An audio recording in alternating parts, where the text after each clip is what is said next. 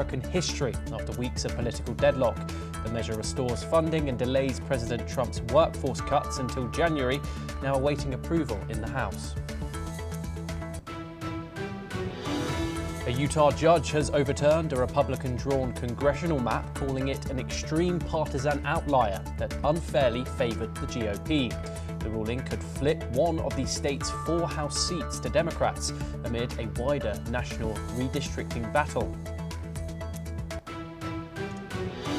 Russia says it is willing to discuss US accusations of secret nuclear tests, but says Washington must clarify its intentions. Moscow urges the US to explain what kind of tests it means before any further steps are taken. New York City Mayor-elect Zohran Mamdani names 2 top administrative posts as he builds his team for January intake. He appoints a first deputy mayor and chief of staff, embracing his campaign promises on affordability and equity. The Venezuelan military is preparing for a guerrilla-style response in the event of a US attack, sources say. The plan includes sabotage and anarchization tactics instead of conventional warfare due to resource shortfalls. Iran says the United States is sending contradictory messages about nuclear negotiations, creating confusion in Tehran. The remarks come as indirect talks continue with no clear breakthrough in sight. Canada's foreign minister calls US Secretary of State Marco Rubio a very constructive member ahead of the G7 foreign ministers meeting. The praise comes as the group prepares to tackle issues ranging from Ukraine to the Middle East peace deal. President Donald Trump says Republican Congresswoman Marjorie Taylor Greene has lost her way after she urged him to focus on less foreign policy. Greene, once a strong Trump ally, has recently clashed with the White House and other Republicans over policy priorities. Now, our top story coming out of the US, and the Senate has passed a short-term government funding bill and sent it to the House of Representatives. The bill would fund the government through January the 30th and provide some agencies with funding for the rest of the fiscal year. The House returns to Washington on Wednesday and could hold votes as early as 4 p.m. local time. Lawmakers will need to complete several steps before the final passage, with multiple votes expected on Wednesday evening. Meanwhile, GOP whip Tom Emmer urged members to stay tuned for updates on the timing of votes. The legislation aims to reopen the government and avoid a shutdown, keeping federal operations running while negotiations continue. Okay, now joining us is David K. Johnston, an American author, and he joins us live from New York City. Thank you very much, David, for joining us here. The Senate has passed this funding bill, and it's set to vote possibly by Wednesday. What factors are now left to determine whether the longest shutdown in American history truly ends? Well, I think you're going to see the votes to change this, but a number of liberal Democrats in the House and the Senate are very upset about the 5 senators who went along with agreeing to reopen the government. They feel this was a caving in to Trump. I see this somewhat differently. They got a promise that there would be more money for food assistance for the poorest people, and President Trump is in court right now trying to prevent the payment of these benefits to people, particularly in a couple of states where they went ahead and used state funds to cover the full amount of nutrition assistance. They also got a promise of a vote on extending tax credits that allow poor people to afford health care. That vote will fail when it happens, if it does in December, but it will allow the Democrats to say that the Republicans are against health care for working class and poor people in America. So this may turn out to be something that the liberal Democrats will be happy with, but we won't know until we see what happens with those votes over the next month. Yes, and beyond the politics, what are the near-term economic and operational risks if the shutdown lingers despite this bill? Well, you saw the shift toward reaching a resolution when the federal government ordered airlines to cut flights, currently by about 4%. For a city like Las Vegas or Orlando that's all tourism based, this is an absolute fundamental attack on the local economics of those communities, and people were making their views very clear to their senators and representatives about it. Of course, Donald Trump could have prevented that by having military air controllers step in to help civilian air controllers, but he decided that he wanted to inflict more pain, just as he did when he decided to fight in court and to threaten various state governors if they provided food to the poor. Yeah, and David, who's made more concessions here, the Republicans or the Democrats, if this bill was to go through? Well, there's some concessions on both sides, but I think once we get past the immediate quick reactions, we're going to see that the Democrats actually did quite well here, because they got the Republicans to agree to hold some votes, and they got more food for people who don't make enough money to properly feed themselves and their children. So if we look back at this 6 months from now, I think we'll see the Democrats did better than the initial short-term reactions to this. Okay, David, do stay with us as we have some more updates, but this time coming out of New York City. As the mayor-elect Zohran Mamdani announced 2 key appointments for his upcoming administration. Dean Fulihan will serve as the incoming first deputy mayor. Fulihan has previously held roles as mayor, Bill de Blasio's budget director, and the first deputy mayor. El Biscard Church, currently Mamdani's chief of staff in the State Assembly, will take on the role of the chief of staff at City Hall. Biscard Church also managed Mamdani's successful 2025 mayoral primary campaign.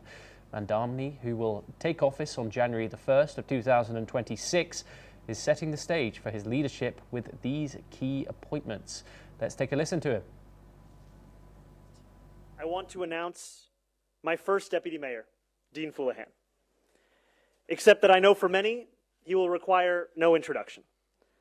I'm grateful to him for returning to public service, and I know he has chosen to do so because he believes in our administration's ability to deliver universal child care, making the slowest buses in America fast and free, and freezing the rent for more than 2 million rent-stabilized tenants in this city. I also want to announce my incoming chief of staff, the unparalleled El Biscard Church.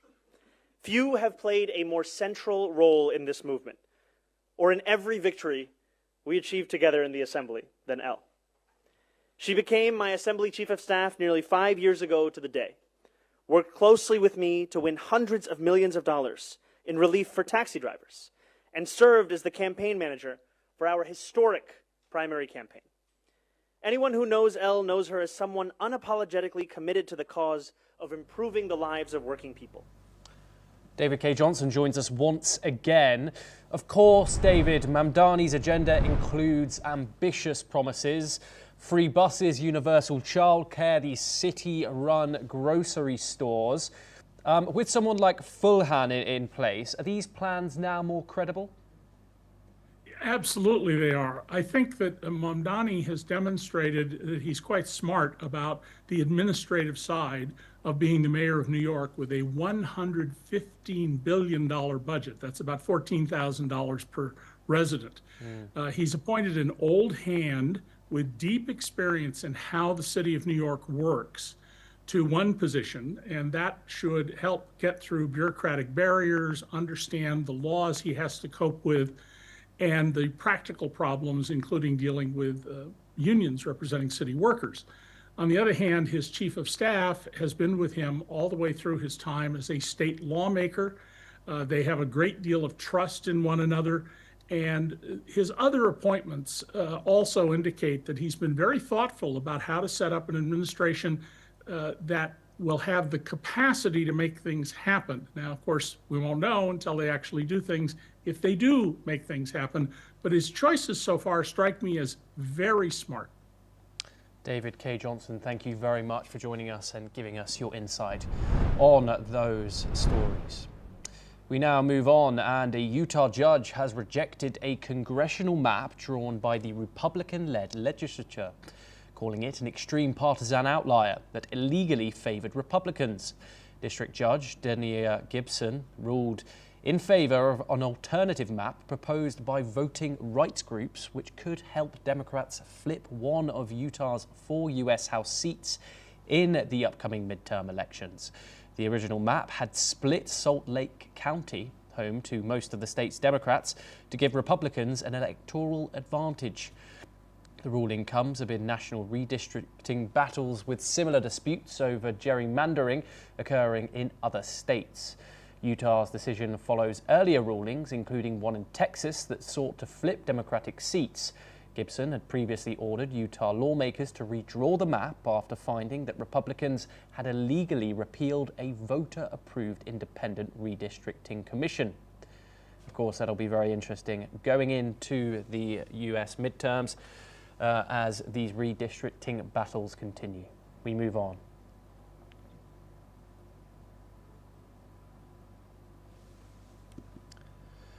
And now we move to foreign policy, and tensions are rising once again between the US and Russia over nuclear weapons. Russian Foreign Minister Sergei Lavrov says Moscow is ready to discuss US accusations that Russia carried out secret underground nuclear tests. Earlier this month, the US President Donald Trump has claimed that Russia and China tested nuclear weapons and said he is ordering US tests of atomic ones.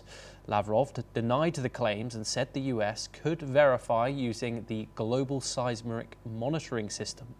He added that some tests, like subcritical or delivery system tests, are not prohibited. Lavrov emphasized that nuclear test accusations are separate from a proposed US-Russia summit. Russia remains open to talks, saying preparations for a possible Putin-Trump meeting can resume. Meanwhile, Trump has expressed frustration with Putin over the ongoing war in Ukraine. Let's in fact listen in to the Russian Foreign Minister Sergei Lavrov's statements. Мы готовы обсуждать и те подозрения, которые возникли у американских коллег в отношении того, что мы где-то скрытно там что-то окопались глубоко под землей и там что-то делаем, и готовы также обсуждать с американскими коллегами возобновление подготовительной работы к предложенному ими саммиту лидеров России и Соединенных Штатов. Andrew Latham joins us now. He's an international relations expert and he joins us live from Minneapolis in the United States. Andrew, thank you. Always a pleasure to have you here on the programme. Of course, this announcement by President Donald Trump came as a big shock to the world. The US once again testing weapons for the first time in over 20 years. Of course, one of these countries that Donald Trump accused of doing secret tests was Russia, and he's demanding clarity. And now Russia is now demanding clarity from the United States over said nuclear testing intentions and calling US signals confusing. What does this tell us about the current nuclear arms diplomacy climate? Well, it tells us that President Trump fundamentally doesn't understand it. First of all, there's no such thing in the world as a secret nuclear test. As the Russian minister pointed out, global seismic monitoring will tell you if somebody has detonated a nuclear warhead underground, and if it happens above ground or in outer space, obviously it's... So there's simply no secret. What Donald Trump misunderstood was the Russians are testing nuclear propulsion systems for their missiles. Their underwater drone and the cruise missile. They didn't test nuclear warheads. They tested nuclear propulsion systems, and that's not in violation of any treaty or any global norm. That's perfectly acceptable. But Donald Trump's response was, oh, well, they're testing nuclear, therefore we're going to test nuclear, not propulsion systems, but recommence our underground testing. It's apples and oranges. I mean, these are two totally different things. I don't think anybody on the planet, with the exception of North Korea, has any interest. Any established nuclear power can simulate these systems very reliably, very dependably. They simply don't need secret warhead testing. And again, so that's something that President Trump, at least initially in his Truth Social response, simply didn't grasp. How should Western allies prepare for possible escalation? If the US does really embark on these tests, as Donald Trump says that it is going to, what would the ripple effects be across both NATO and global security? Well, if cooler heads prevail, and that's always a big if in international relations, this will mean nothing. This is not like a nuclear weapons arms race in which one side acquires 10 nuclear ICBMs and the other side acquires 20 and then 30, and then you escalate, and then that takes you to the point where any little misunderstanding could be catastrophic. This is not that. This is testing. And there's no such thing as a testing race as opposed to a warhead or missile race. There's simply no such thing. So even if the United States were to make the foolish mistake, because it would be pointless, to do an underground nuclear test, any reasonable person around the world, statesman, would say, well, we're not going to waste our time, energy, and money on that. There's no point to it. Now, having said that, there is the symbolism. If the U.S. does it, then the other great powers, if they want to stay in the great power club, maybe feel that they have to do it as well. But I think the countervailing pressures would cut the other way. There's simply no, especially in China and Russia, because they can claim, looking to the global south, say, look, those crazy Americans are up to no good again, but we're being responsible members of the international community. We're not doing that crazy stuff. Yes, Andrew, do stay with us as we move from east of the United States to the south. And according to sources and planning documents, Venezuela is preparing for a potential US military attack by deploying aging Russian-made equipment and planning guerrilla-style resistance.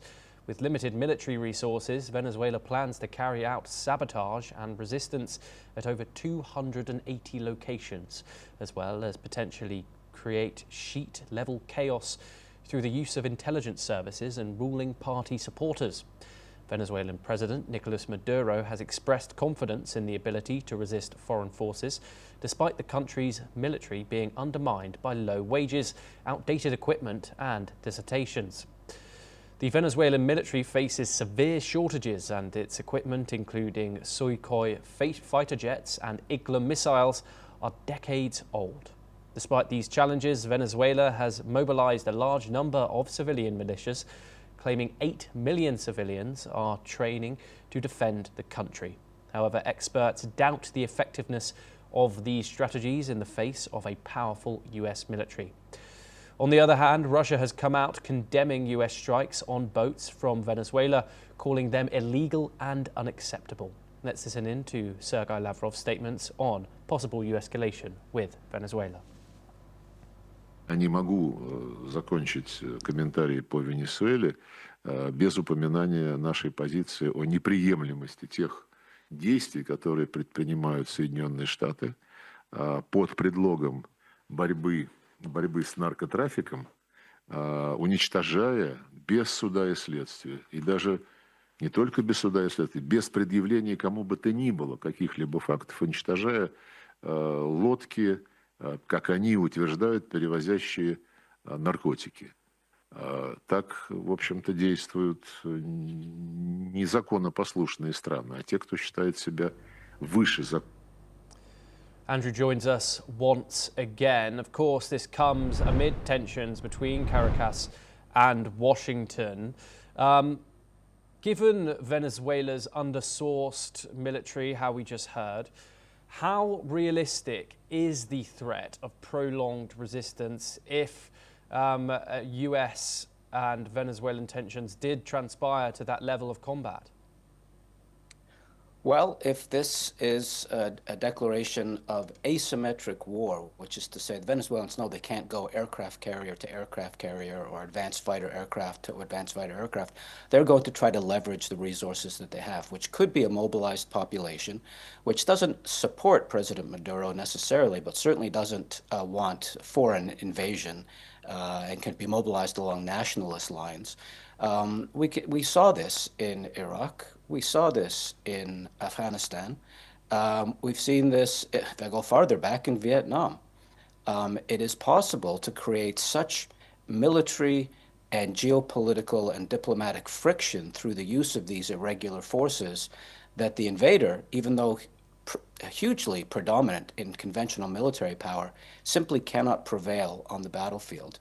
And knowing that on the eve of invading is maybe, and certainly this is Maduro's hope, that's enough to deter the United States from invading, because they would recognize that, yeah, they might have some initial battlefield successes, but over the medium to long term, they'd simply be ground down as they were in Afghanistan and Iraq and Vietnam. And as, by the way, they did themselves in their War of Independence against the British way back in the day. Yes, Andrew, do stay with us as we have further foreign policy to discuss. According to Deputy Foreign Minister Saeed Khatibzadeh, Iran is receiving conflicting messages from Washington regarding nuclear talks.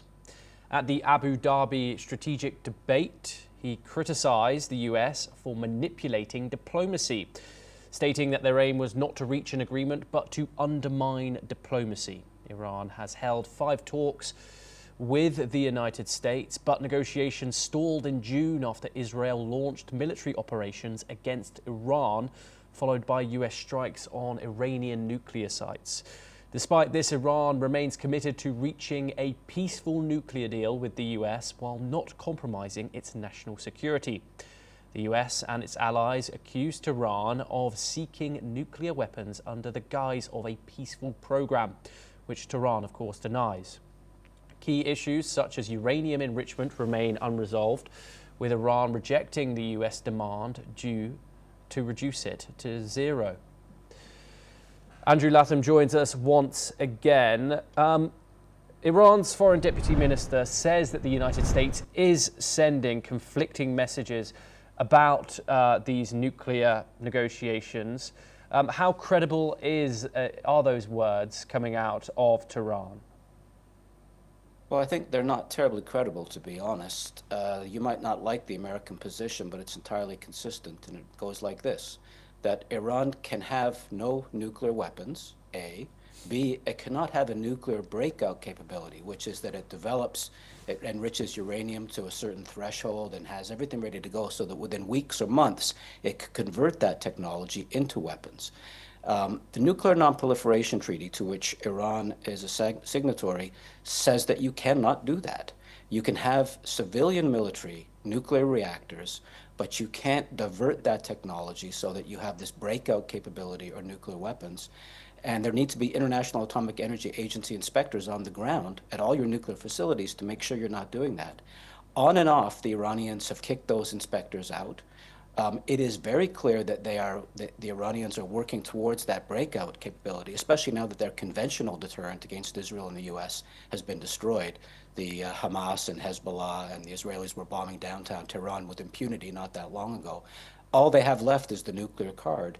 And to get there, though, they have to have the cover of these negotiations, and they have to paint the Americans as the bad guys. The Americans are sometimes the bad guys, but in this particular case, I don't think that's the case. Andrew Latham, thank you very much for joining us here on NewsX World. It's always a pleasure to get your insight here on the programme. Now, in the latest meeting of the G7 foreign ministers, it has begun in Canada, and it focuses on several key issues, including Arctic security, the war in Ukraine, Middle East peace, and energy security. Now, Canadian Foreign Minister Anita Anand has met with US Secretary of State Marco Rubio ahead of the G7 summit and has commended his constructive role in the discussions, particularly on the Middle East peace process and other global challenges. Let's take a listen in.